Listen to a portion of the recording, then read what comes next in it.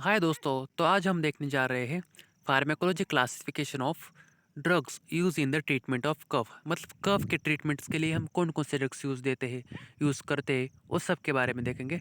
दोस्तों, सबसे पहले जान लेते हैं कि कफ के कितने टाइप्स होते हैं। कफ के हमारे दो टाइप्स होते हैं, ड्राई कफ और वेट कफ। ओके, तो इन दोनों के लिए थोड़ी अलग अलग ट्रीटमेंट्स रहती है।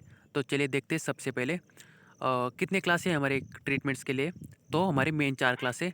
Pharyngeal demulcents, expectorants. एक्सपेक्टोरेंट्स को ही हम क्या बोलते हैं, mucokinetics. Next class antitussives. Antitussives mainly dry cough के ट्रीटमेंट्स के लिए यूज़ करते हैं।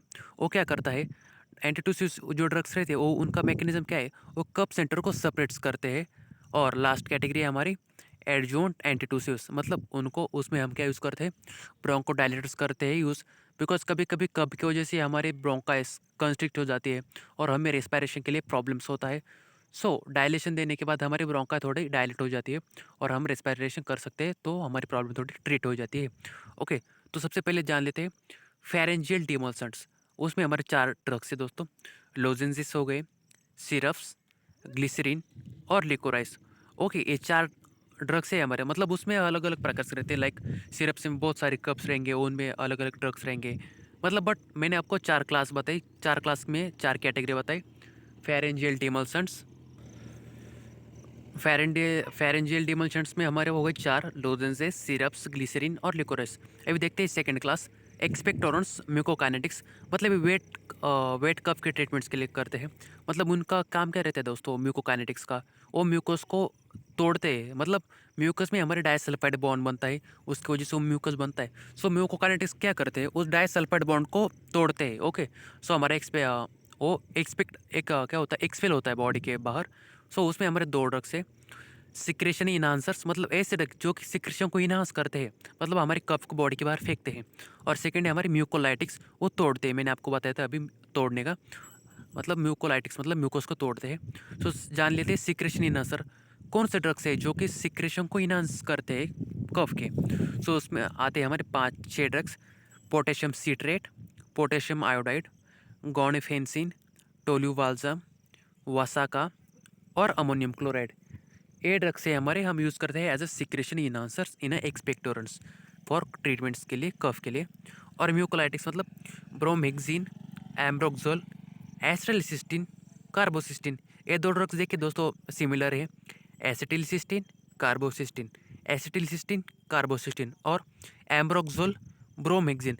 एम्ब्रोक्सोल, एम्ब्रोक्सोल के ए छोड़ के क्या आता है, ब्रो। ओके, वही सेकेंड ड्रग्स एम्ब्रोक्सोल, ब्रोमेक्जिन, एम्ब्रोक्सोल, ब्रोमेक्जिन, एसिटिलसिस्टिन, कार्बोसिस्टिन। ये 4 ड्रग दोस्तों आपके तो याद हो गई कंप्लीटली म्यूकोलाइटिक्स में।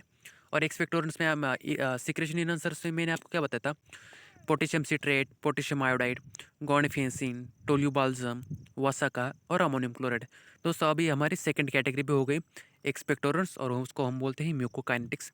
अभी देखते हैं main second category antitussives. Cough centre suppressant, मतलब ड्राई कफ के लिए यूज़ करते हैं हम डायरेक्टली। वो सेंट्रली एंटीटूसिव जो सेंटर्स रहता है उसको डायरेक्टली कफ सेंटर को सेपरेट करते हैं। उसमें सबसे पहले आते हैं ओपेट्स। ओपेट्स में हमारे 3 ड्रग्स हैं, कोडीन, इथाइल मॉर्फिन और फोलकोडीन। ये 3 ड्रग्स हम यूज़ करते हैं ओपेट्स एंटीटूसिव्स के लिए। नॉन ओपेट्स में क्या है, नोस्कैपिन, डेक्स्ट्रोमेथर्फन।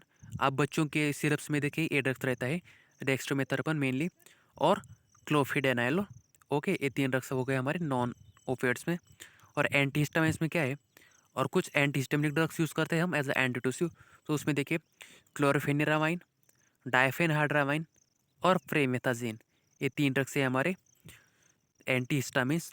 और सेकंड पल्मोनरी रिसेप्टर डिसेंसिटाइजर। दोस्तों ये इंपॉर्टेंट पॉइंट है, देख लीजिए।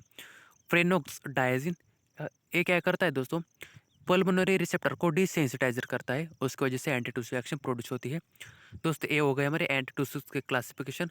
उसमें हमने 4 देखे, ओपिड्स, ओपॉइड्स, कोडीन, इथैलमॉर्फिन, फोलकोडीन।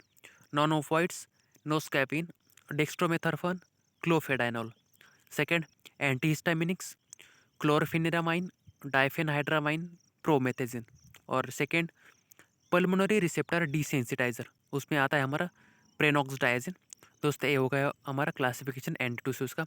अभी सेकेंड लास्ट कैटेगरी क्या है दोस्तों, adjoint एंटीटोसिस।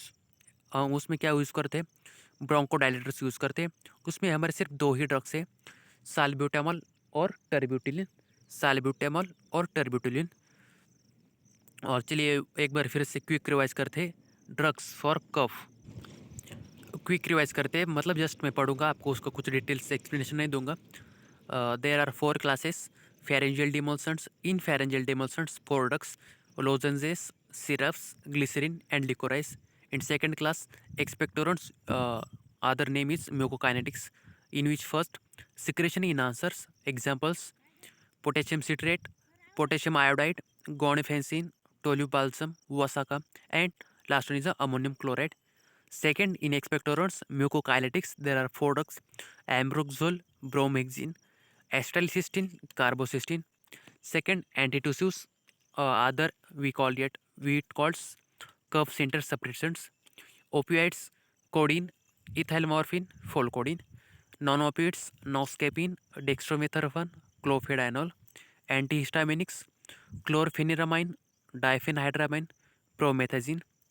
Pulmonary receptor desensitizer, prenoxdiazine. And last one is as a adjunct antitussives, bronchodilators, salbutamol, terbutaline. So these are the classification of drugs for cup. Thank you. We will meet in the next video.